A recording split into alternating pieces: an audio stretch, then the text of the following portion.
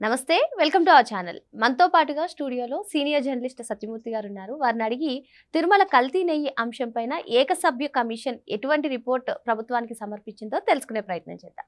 నమస్తే సార్. నమస్కారం అండి. సార్, రిటైర్డ్ ఐఏఎస్ ఆఫీసర్ అయినటువంటి దినేష్ కుమార్ నేతృత్వంలో ఏకసభ్య కమిషన్ నియమించడం, మరి ఇప్పుడు ఏకసభ్య కమిషన్ రిపోర్ట్ ప్రభుత్వానికి ఇచ్చింది. ఆ రిపోర్ట్లో ఏముందంటారు సార్? తిరుమల తిరుపతి దేవస్థానాలకు సంబంధించి ఈ కల్తీ నెయ్యి విషయంలో మనం చూస్తూ ఉన్నాం. కల్తీ చేసిన వాడే రోడ్డు మీదకి వచ్చి నువ్వే కల్తీ చేసావు అని బుకాయించే రోజుల్ని మనం చూసాం. బయటపెట్టిన చంద్రబాబు నాయుడినే విలన్లాగా చూపించాలని జగన్మోహన్ రెడ్డి అండ్ కంపెనీ ఎంత ప్రయత్నం చేశారో మనం చూసాం. కల్తీ చెయ్యటంలో ఏమీ ఇది లేదు, అంటే కల్తీ చేయటం నేరం కాదు, కల్తీ జరిగింది అని చెప్పటం నేరం అనే విధంగా ఈ జగన్మోహన్ రెడ్డి బ్యాచ్ ఎంత ప్రచారం చేశారు. హిందువుల మనోభావాల్ని దెబ్బతీశాడు చంద్రబాబు నాయుడు అని మొదలుపెట్టారు. అంటే ఏంటి, తిరుపతి లడ్డూలో కల్తీ జరిగింది, నెయ్యిలో వాడే నెయ్యిలో కల్తీ జరిగిందని చెప్పటం హిందువుల మనోభావాల్ని దెబ్బతీయటంట. మరి నువ్వు కలపటం కరెక్టేనా? నువ్వు కలిపితే హిందువుల మనోభావాలు దెబ్బతినవా, గాయపడవా? జగన్మోహన్ రెడ్డి ఏమో లడ్డు కల్తీ దాన్ని అసలు జరగలేదని చెప్పాడు మొదట్లో. మరి తర్వాత సిబిఐ సిట్ రిపోర్ట్లో కల్తీ జరిగింది అని వచ్చింది కదా.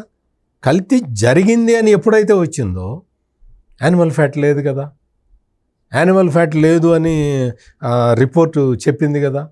మరి చంద్రబాబు నాయుడు చెప్పింది తప్పు కదా అంటాడు. నువ్వు మరి బాత్రూమ్ క్లీనింగ్ కెమికల్స్ లప్సా లాంటివి కలపచ్చా? అంటే ఎక్కడ ఏం మాట్లాడతారో వీళ్ళు అటువంటి దారుణమైన కామెంట్లు చేసి మొత్తం హిందూ మతం మీద, హిందూ సమాజం మీద చాలా భయంకరమైన దాడి చేశారు. దాడి చేసి చేయటమే కాకుండా జగన్మోహన్ రెడ్డి ఎక్కడికి వెళ్ళినా కానీ బొట్టు పెట్టుకొని దేవాలయాలకు వెళ్ళటం మొదలుపెట్టాడు. మొత్తం ప్రపంచం మొత్తం తెలుసు జగన్మోహన్ రెడ్డి క్రిస్టియన్ అని. 4వ తరం క్రిస్టియన్ జగన్మోహన్ రెడ్డి. మరి వాళ్ళ తాత ముత్తాతలే కన్వర్ట్ అయ్యారు. వాళ్ళ ఇళ్లల్లో శుభకార్యం జరిగినా అశుభకార్యం జరిగినా మొత్తం అన్నీ క్రిస్టియన్ పద్ధతిలోనే చేస్తారు. మరి ఇతను టెంపుల్స్కి ఎందుకు వెళ్తున్నాడు? టెంపుల్స్కి వెళ్ళటం, అక్కడ అర్చకుల చేత నువ్వు ప్రైమ్ మినిస్టర్ కావాలి అని సంకల్పం చెప్పించుకోవటం, లేకపోతే నువ్వు మళ్ళీ ముఖ్యమంత్రి కావాలని సంకల్పం చెప్పించుకోవటం. ఏంటి గోలంతా? ఎవరిని మోసం చేద్దామని, ఎవరిని మాయ చేస్తావు? అంటే హిందువులందరూ మళ్ళీ నీ వల్ల పడాలా?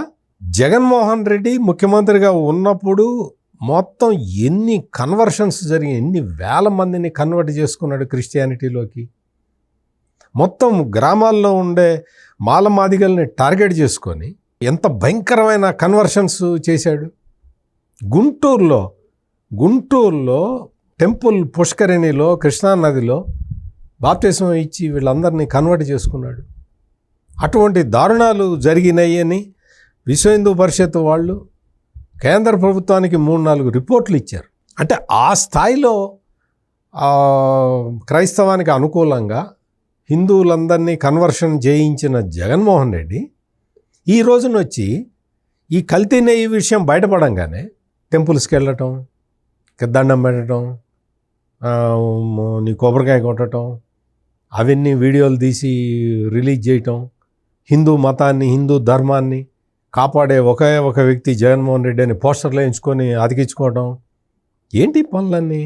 నువ్వే చెప్పావు, నీ అంతటా నువ్వే చెప్పావు. నేను 4 గోడల మధ్య నేను బైబిల్ చదువుకుంటానని చెప్పావు. దానికి కట్టుబడి ఉండు. నీకేమి నీతి నిజాయితీ లేవా మతం విషయంలో? వెంకటేశ్వర స్వామి దగ్గరికి వెళ్ళటానికి నువ్వు అన్యమతస్తుడివా? నువ్వు డిక్లరేషన్ ఇవ్వు అంటే ఇచ్చావా? నువ్వు డిక్లరేషన్లో ఏముంటుంది? నేను మతం మారిపోయాను అని ఉండదు కదా. నేను వేరే మతానికి చెందినవాడిని, కానీ నాకు వెంకటేశ్వర స్వామి మీద భక్తి ఉన్నది, అందుకని నేను దర్శనానికి వచ్చాను అని చెప్పడానికి ఏమైంది? నీ మతానికి, నీ క్రైస్తవ మతానికి ఏం భంగం కలగలేదే. నువ్వు క్రైస్తవ మతం నుంచి మళ్ళీ హిందువుగా కన్వర్ట్ అయినట్టు నాటకాలు ఆడతావు, కానీ నీకు చిత్తశుద్ధి ఎక్కడుంది? నీకు చిత్తశుద్ధి లేదు. ఉంటే తిరుమల వెళ్ళేటప్పుడు నువ్వు వెంకటేశ్వర స్వామి గుడికి వెళ్ళేటప్పుడు డిక్లరేషన్ మీద సంతకం పెట్టేవాడివి, నీ సతీమణి, నీ అర్ధాంగిని, నీ భార్యని తీసుకొని వచ్చేవాడివి. అవన్నీ చెయ్యవు. ఇక్కడేమో కల్తీ నెయ్యి మీదేమో ఎదురుదాడి చేస్తావు. ఇప్పుడు ఏమైంది? దినేష్ కుమార్ కమిటీ రిపోర్ట్ ఇచ్చింది. ఏమిచ్చింది? మొత్తం సిట్ ఏదైతే చెప్పిందో దానికి ఫర్దర్గా కూడా ఈ పర్చేజ్ కమిటీ ఎట్లా చేసింది, పర్చేజ్ కమిటీ దారుణాలకి ఎట్లా ఓడికట్టింది అనేది దినేష్ కుమార్ కమిటీ చెప్పింది, చాలా స్పష్టంగా చెప్పింది. దినేష్ కుమార్ కమిటీలో ప్రధానమైన విషయం ఏంటంటే, ఆ రోజు పర్చేజ్ కమిటీలో చెవిరెడ్డి భాస్కర్ రెడ్డి, ఆ రోజు పర్చేజ్ కమిటీలో Chevireddy Bhaskar Reddy, Bhumana Karunakar Reddy, chief accounts officer ఒక అతను ఉంటాడు, బాలాజీ అనే అతను, ఇంకొక అతను రాములు అనే, వీళ్ళ నలుగురే కూర్చొని మొత్తం చేశారు అని వచ్చింది. అంటే చెవిరెడ్డి భాస్కర్ రెడ్డి, భూమన కరుణాకర్ రెడ్డి పర్చేజ్ కమిటీలో కూర్చొని, అంటే ఫుల్ పర్చేజ్ కమిటీ లేకుండా వీళ్ళే ఎందుకు యాక్సెప్ట్ చేశారు? అంటే ఖచ్చితంగా ఈ కల్తీ జరిగింది వీళ్ళు తీసుకునే లంచాల కోసం అనేది ఎస్టాబ్లిష్ అయిపోయింది కదా. పర్చేస్ కమిటీలో అసలు చెవిరెడ్డి భాస్కర్ రెడ్డి, భూమన్ కరుణాకర్ రెడ్డి లేకుండా ప్రత్యేక ఆహ్వానితులుగా వచ్చారు వాళ్ళు. పర్చేజ్ కమిటీలో వాస్తవంగా లేరు, ప్రత్యేక ఆహ్వానితులుగా వచ్చి వాళ్ళు ఓకే చేశారు టెండర్ ప్రాసెస్. కమిటీలో అసలు ఎవరిని ప్రత్యేక ఆహ్వానితులుగా పిలుస్తారు సార్? అంటే నిపుణులను, అంటే వీళ్ళే చెవిరెడ్డి భాస్కర్ రెడ్డి చంద్రగిరి ఎమ్మెల్యే అప్పట్లో, భూమన కరుణాకర్ రెడ్డి తిరుపతి ఎమ్మెల్యే, వీళ్ళు ఎక్స్ అఫీషియో సభ్యులుగా ఉంటారు, వీళ్ళు ఆ బోర్డులో ఉంటారనమాట. అంటే వాళ్ళు లోకల్ ఎమ్మెల్యేస్ కాబట్టి వాళ్ళు ఆహ్వానితులుగా ఉంటారు. వాళ్ళు వచ్చి పర్చేజ్ కమిటీలో మేము స్పెషల్ ఇన్వైటేషన్ అని చెప్పి కూర్చున్నారు. అది జరిగింది. ఈ మొత్తం దినేష్ కుమార్ కమిటీ ఏకసభ్య కమిషను ఏంటి అంటే, వీళ్ళు సిట్, సిబిఐ సిట్టు దర్యాప్తుని ప్రశ్నించటం కాదు, ఆ దర్యాప్తు మీద ఇదేదో సూపర్ కమిటీ కాదు. ఇది ఏంటంటే అడ్మినిస్ట్రేటివ్ ల్యాబ్స్ని బయటపెట్టడానికి వేసిన కమిటీ. ఈ అడ్మినిస్ట్రేటివ్ ల్యాబ్స్ ఎలా జరిగింది అనేది దినేష్ కుమార్ చాలా స్పష్టంగా తన రిపోర్ట్లో పేర్కొన్నాడు. ఆ రిపోర్ట్లో ఏమున్నది అంటే, ఈ చెవిరెడ్డి భాస్కర్ రెడ్డి, భూమన కరుణాకర్ రెడ్డి, ఇందాక నేను చెప్పిన బాలాజీ, వీళ్ళందరూ కలిసి, రాములు అనే అతను, వీళ్ళందరూ కలిసి పర్చేజ్ కమిటీలో కూర్చొని పర్చేజ్ కమిటీ టెండర్ నిబంధనలన్నీ మార్చి వీటిని ఇంప్లిమెంట్ చేయాలని ఆదేశాలు ఇచ్చారు. ఈ ఆదేశాలని అడ్డుకోవాల్సిన బాధ్యత ఎవరి మీద ఉంది అంటే అప్పటి టీటీడీ ఈఓ అశోక్ సింఘాల్ మీద ఉంటుంది. ఈ పర్చేజ్ కమిటీ చెప్పినా కానీ అప్పటి ఈఓ అనిల్ కుమార్ సింఘాల్ అడ్డుకోవాలి. అనిల్ కుమార్ సింఘాల్ వీటిని అడ్డుకోకుండా వీటిని ఆమోదించాడు. అప్పుడు వైసీపీ గవర్నమెంట్ ఉంది కాబట్టి ఈ అనిల్ కుమార్ సింఘాల్ని బెదిరించారా, భయపెట్టారా, బ్లాక్మెయిల్ చేశారా, ఏం చేశారు అనేది ఇప్పుడు సింఘాల్ వచ్చి బయటికి చెప్పాలి.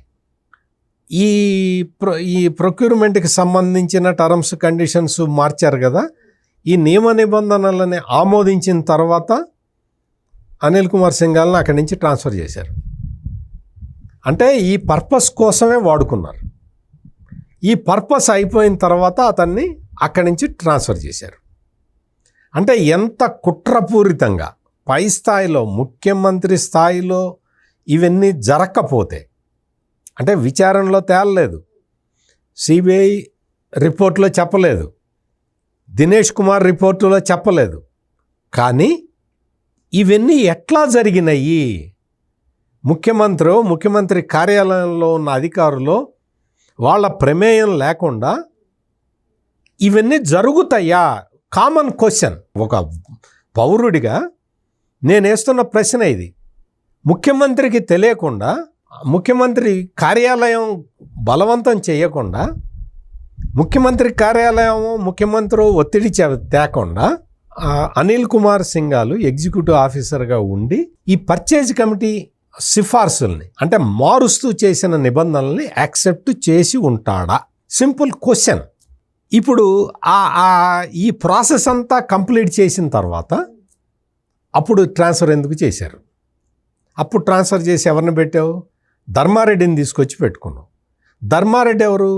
Cadre post. అది క్యాడర్ పోస్ట్ అంటే ఐఏఎస్ ఆఫీసరే ఉండాల్సిన పోస్ట్. ఆ పోస్ట్ నువ్వేం చేసావు? డిఫెన్స్ అకౌంట్స్లో పనిచేసే నీ మనిషి అయిన ధర్మారెడ్డిని తెచ్చి పెట్టుకున్నావు.